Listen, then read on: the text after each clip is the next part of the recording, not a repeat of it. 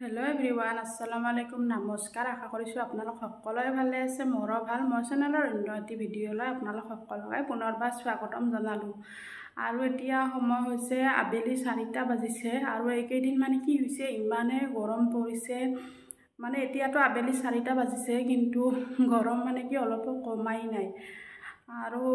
যেহেতু বহুত বেছি গৰম তাৰ কাৰণে কিবা ঠাণ্ডা বস্তু খাবৰ মন গৈছে ঘৰত আছিলে দৈ আছে আৰু আম আছিলে ভাবিছোঁ আজি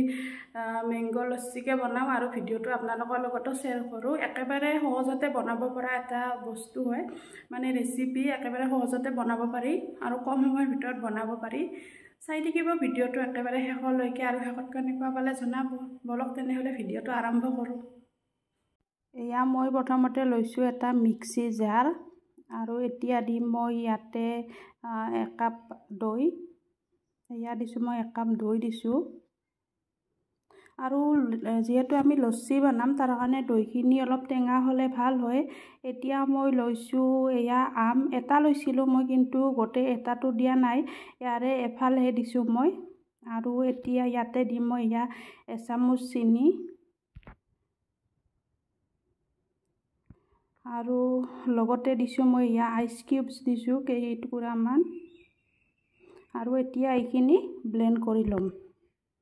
এয়া লৈছোঁ এটা গিলাচ লৈছোঁ আৰু এতিয়া ইয়াতে এয়া